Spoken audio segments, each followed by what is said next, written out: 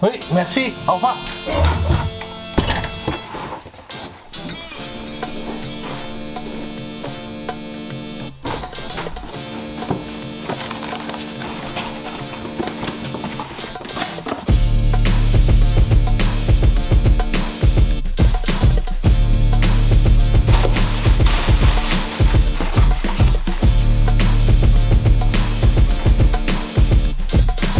Bon, aujourd'hui, ça va pas du tout. Il fait dégueulasse dehors. On est en plein mois d'août.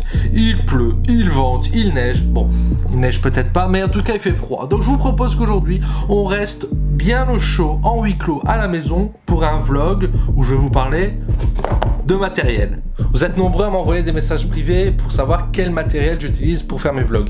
Eh bien, je vais tout vous dire dans cette vidéo et ça va être l'occasion pour moi de vous montrer un petit peu l'envers du décor. Comment je filme et comment je réalise ces petits films. Bon, avant toute chose, il faut savoir que pour réaliser un vlog, c'est pas le matériel qui va compter. C'est pas celui qui va avoir le plus de matériel, le plus cher, qui va avoir le plus de succès. Non, c'est l'histoire que vous allez mettre en avant. Et pour preuve, c'est qu'il y a des courts-métrages qui ont été tournés au smartphone, qui ont fait des millions de vues, qui ont reçu plein de prix en festival, alors que d'autres films ou courts-métrages ont été filmés avec des grosses caméras RED qui ont coûté un bras et demi et aucun résultat.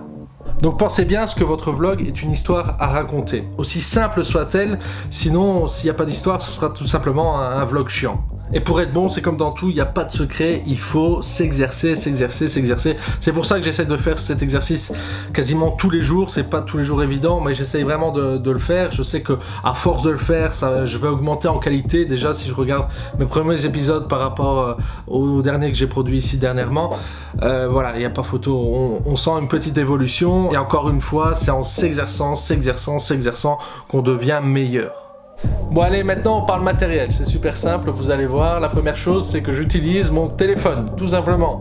Au début je filmais avec la caméra frontale et je filmais un peu comme ça, je m'auto-filmais. Mais la caméra frontale, j'ai vu qu'elle était de moins bonne qualité. Donc j'essaye toujours de privilégier la meilleure caméra, donc du coup c'est celle qui est de dos. Donc quand je filme comme ça par exemple, voilà, je vois pas ce que je filme. Donc c'est à force de faire aussi que j'arrive plus ou moins à me positionner, et c'est ça qui fait que parfois dans les vlogs c'est un peu cadré comme ça ou comme ça. Et deuxième caméra, la principale, celle que j'aime le plus tourner avec, mais je sais pas tout le temps l'avoir sur moi, c'est celle avec laquelle je suis en train de filmer. Donc j'allume mon S8 et je vous montre, voilà, ici, le réflexe, c'est avec ça que je tourne. Et qui voilà ici, coucou. Mais alors pour bien filmer, ce que j'utilise, c'est différents objectifs. Donc il y a celui-là, et aussi celui-là que j'ai reçu. Mais qu'est-ce que ça change? Eh bien ce qui change, d'ailleurs je l'ai monté sur l'appareil, c'est que maintenant, je peux faire ça. Donc voilà, là on est dans un objectif grand angle, ça me permet d'être moins loin de la caméra, d'être sûr d'être dans le cadre, et du coup comme vous pouvez le voir, le cadre il est beaucoup plus grand qu'avant. Si je mets mon objectif grand angle, on voit que mon buzz l'éclair est net. Maintenant je change et je mets mon objectif 55 mm. Donc là ça zoome automatiquement sur mon sujet. Par contre si je mets mon objectif 250 mm, alors là on voit clairement que ça zoome encore plus. Toujours en étant à la même distance, j'ai un rapport par rapport à mon sujet qui est complètement différent selon les objectifs. Il y a une chose sur laquelle vous ne pouvez absolument pas avoir de la mauvaise qualité, c'est votre son. Vous pouvez avoir une image de mauvaise qualité, mais le son, c'est numéro 1, peut-être encore plus que l'image. Et pour ça, j'ai acheté ce micro avec une bonnette anti-vent que j'ai acheté par la suite. Et ça me permet vraiment d'avoir quelque chose qui est audible. D'ailleurs, le problème, c'est que le son n'est pas toujours nickel. Donc ça, c'est pour ça que j'essaye au maximum d'éviter de prendre mes rushs avec le S8, parce que je sais que je vais perdre en qualité de prise de son, et le son, comme je vous ai dit, est super important. Le dernier outil que j'utilise, c'est ce trépied. Du coup, je l'ai pété. Mais normalement, ça se remboîte. Ouais, voilà. En plus, j'allais dire qu'il était super solide avant qu'il pète, mais bon, c'est pas grave.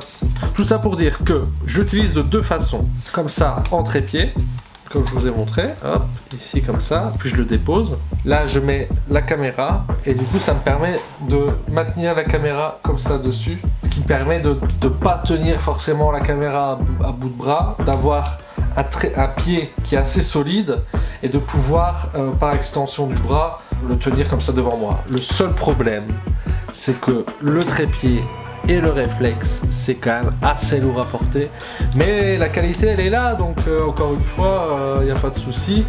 Et au final on s'habitue, et quand on en a marre, on change de bras ou on coupe le plan et on recommence autre chose. Donc voilà, je pense qu'on a fait le tour du vlogging. Je pense que c'était intéressant à partager avec vous montrer un petit peu les coulisses. Si vous avez d'autres questions, n'hésitez pas, vous me les posez en commentaire ou en message privé, il n'y a pas de souci. On fera bientôt une FAQ dans les vlogs. Je sais pas quand est-ce que je le ferai, pour l'instant j'avance, je me pose pas trop de questions et je vois comment ça se passe. Si vous avez des questions, en tout cas vous posez en commentaire. On se retrouve demain et j'espère qu'enfin je vais pouvoir tourner la pelouse, parce que c'est pas aujourd'hui que j'ai pu le faire. Bon allez, à demain.